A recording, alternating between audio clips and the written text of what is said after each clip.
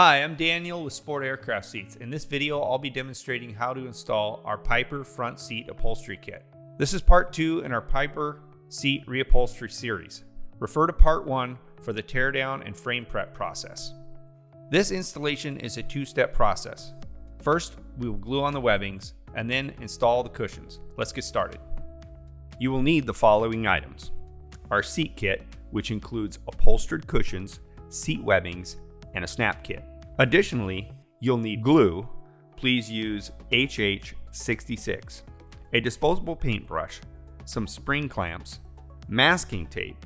A list of needed products with links to buy them are in the video description and on the installation page of our website. Okay, a couple of things to note before we start.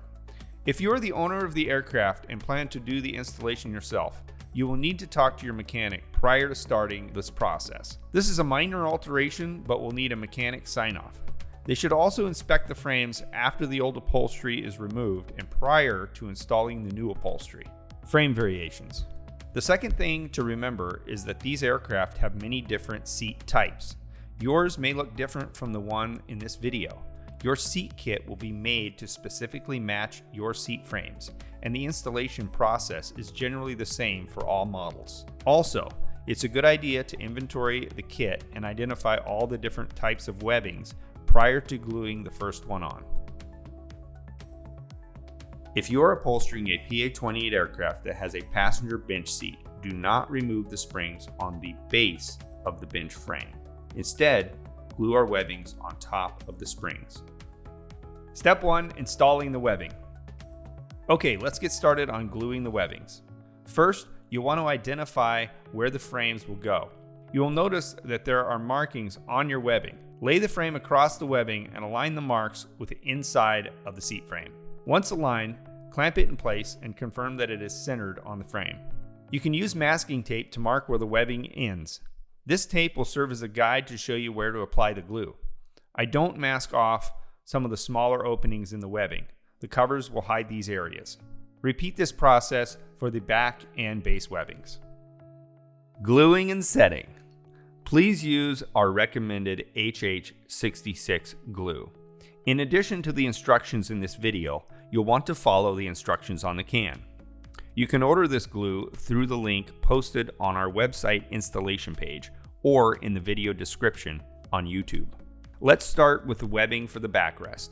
Use the brush to coat the areas where the webbing will come in contact with the frame.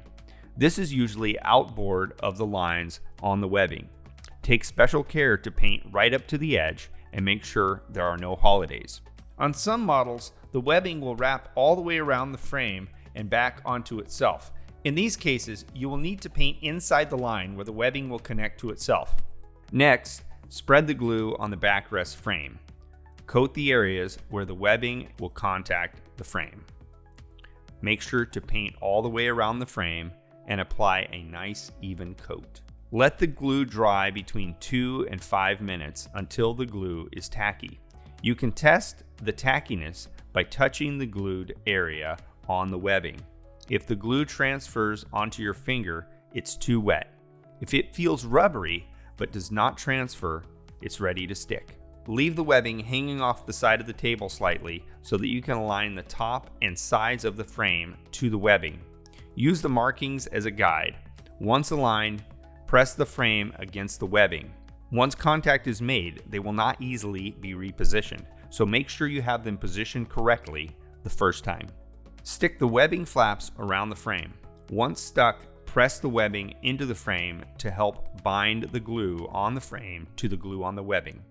Apply pressure to all the glued areas. Your seat frame may have areas where the webbing needs to be cut in order to lay flat against the frame. This is due to the small variations between some seat frame models. Repeat this process for the seat back and the base webbings.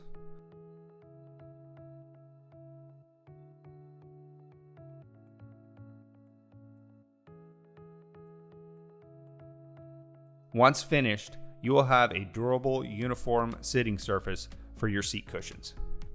Step 2, installing the cushions. Install the backrest cushion first. A quick tip that'll make this easier is to apply some of the 2-inch masking tape along the outer edge of the backrest frame. The webbing is a very grippy material. The tape will reduce the friction between the cover and the frame. Once the backrest cover is on, Velcro the 2 flaps to each other. Next, place the seat cushion onto the seat. Push it tightly against the backrest and make sure all the loops are hanging down along the sides of the frame.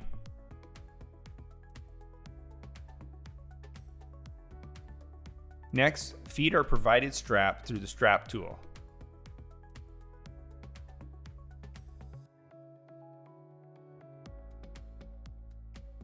Tip the seat onto its back and use the strap tool to easily feed the strap through the loops. Every time you encounter a gap between the loops, you must feed the webbing around the inside of a bar or feature on the seat frame.